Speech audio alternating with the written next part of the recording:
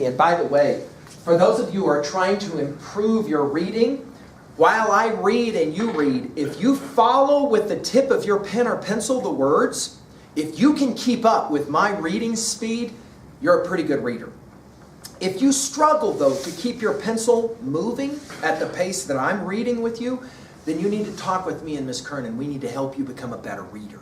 If you cannot keep up, let's play the game right now. Look at that stanza. Lives, see if you can follow along with the tip of your pen. See if you can do it. Play the game with me. Lives of great men all remind us we can make our lives sublime. And departing, leave behind us footprints on the sands of time. Footprints that perhaps another, sailing o'er life's solemn main, a forlorn and shipwrecked brother, seeing shall take heart again. Now, what's this all about? There was a very famous novel at the time called Robinson Crusoe. Some of you are maybe familiar with this movie Castaway, which is kind of a film version of this novel. It's a novel about a guy named Robinson Crusoe who gets shipwrecked on an island, and he's all by himself, and he's going to live and die on this island all by himself. He spends years all alone on this island, living. One morning he goes out for a walk, and he looks on the beach, and there's footprints. And he goes, dude, are those my footprints? And then he goes, those are not my footprints. And for the first time he realizes what? He ain't alone on the island, right? Look at these lines. Lives of great men, and we would say women too, wouldn't we? All remind us we can make our lives sublime. Good or bad, sublime? Good or bad? Good, sublime. Great people live to show us that we also can live our lives well. And departing, are you reading it with me? Leave behind us footprints on the sands of time. Footprints that perhaps another, sailing o'er life's solemn, forlorn and shipwrecked brother, seeing shall take heart again. In other words, the idea is simply this. When you live your life, people are watching. People are watching. I'd like to pause at this moment and ask this question, because you do realize the way you learned how to be a high school student was by watching high school students. That's how you learned it. You might not have realized that's what you were doing, but that's what you were doing. The way you learned to be a high school student was by going to ball games and watching how high school students talked, how they walked, how they looked. Stand in front of a mirror and look at yourself and ask the simple question, why do I wear my hair the way I wear my hair? Answer, somebody else did it first. You saw that. Why do I talk the way I talk? Answer, somebody else taught you the language. You were taught. Question, are you ready to say to fifth graders right now, today, when you go through high school, fifth graders, do it just like me. Do it just like me. Follow my example. Do it like me. Or are you inclined to say, no. I do not want to say to fifth graders, do it like me. To which I will respond, it's too late. They're already watching. If you live in a house with a little brother or a little sister, they're already watching.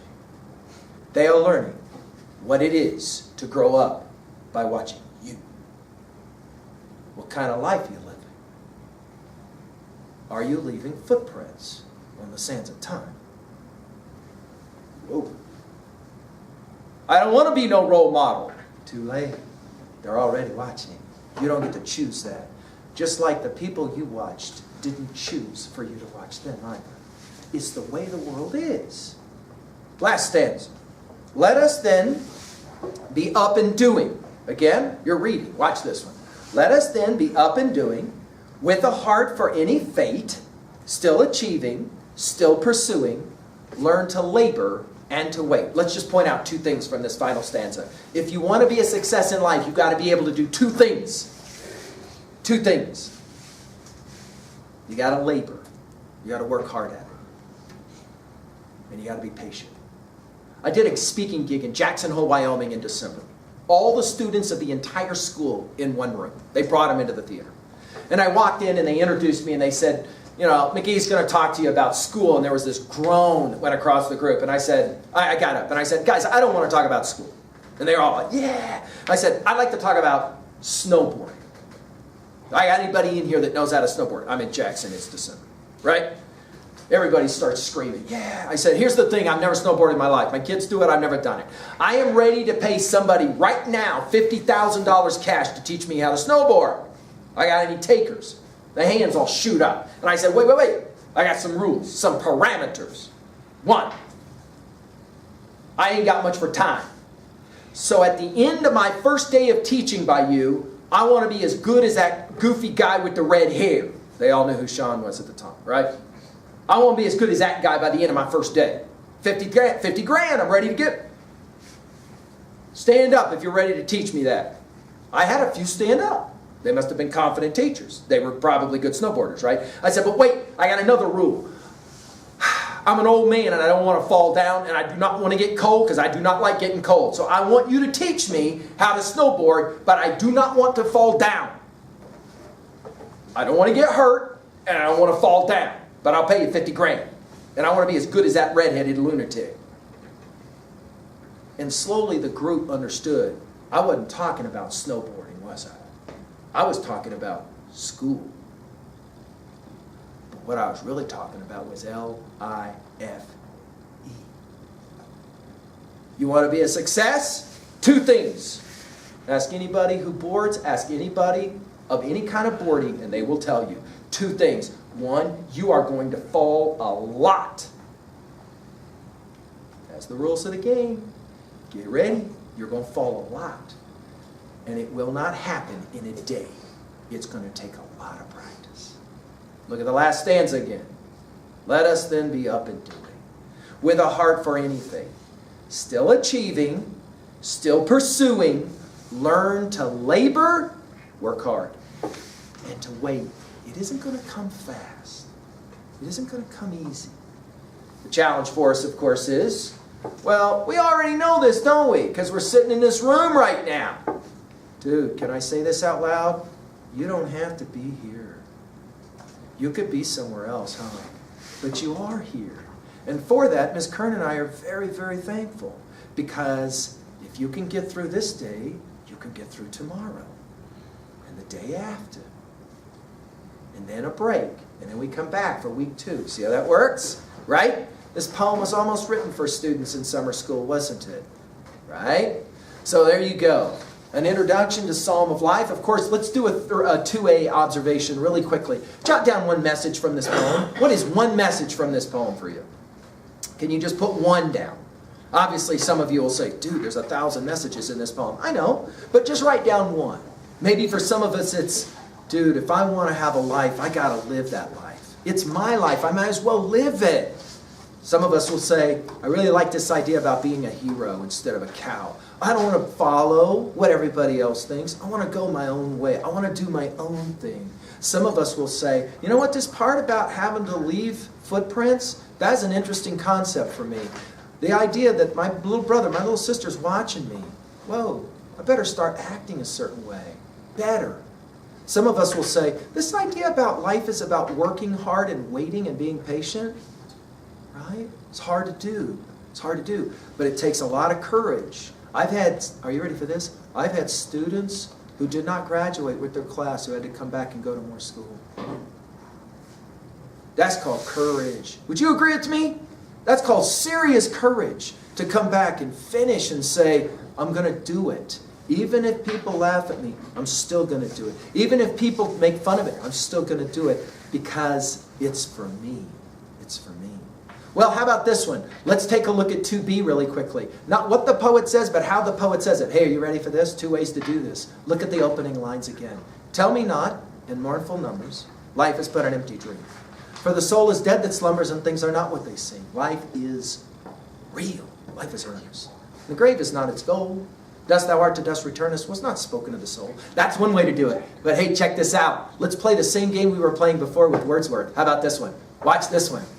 Tell me not in mournful numbers, life is but an empty dream. For the soul is dead that slumbers, and things are not what they seem. Life is real, life is earnest, and the grave is not its goal. Bum ba bum ba bum ba bum ba bum ba bum ba bum ba bum bum ba bum ba bum ba bum. Whoa, whoa, whoa! Please stop that. I do not want to hear that anymore. But hey, did you see it? Longfellow writes the entire poem with that rhythm. Are you ready for this? He writes a famous poem called Song of Hiawatha, thousands of lines long, and every line has this rhythm. Now, is that on purpose, what we call intentional? You bet it is, right? So we're looking at a poetic intentionality here, aren't we? You got it, you got it. All right, how about 3A? Texts we can relate this poem to. Do you have one text that you know of? A movie, a TV show, a song, a video game, where the major message is, be yourself. Don't be somebody else. Be yourself. Whoever and whatever that is. Don't be ashamed of who you are. Don't be ashamed of what you are. Be yourself. Oh, yeah. Are you familiar? Write it down. Write down that title. Write down that title. Again, we're working at 3A. 3A. Are you familiar with a video game, for example, where you have to fight or struggle to get what you want? It isn't given to you. It isn't easy. It's hard. But the whole point of the movie, the whole point of the song, the whole point of the video game is to teach you, you got to work hard to get what you want. All right, finally, 3B. 3B is going to be our writing. Okay? 3B is going to be our writing. We're actually going to write a little passage now where we're going to take one concept that we think is interesting out of this. What was your favorite idea from this poem, Psalm of Life? What was your favorite idea, and why was it your favorite idea? Okay? Maybe we would even think of it as 3 reasons why it was your favorite idea. All right? So,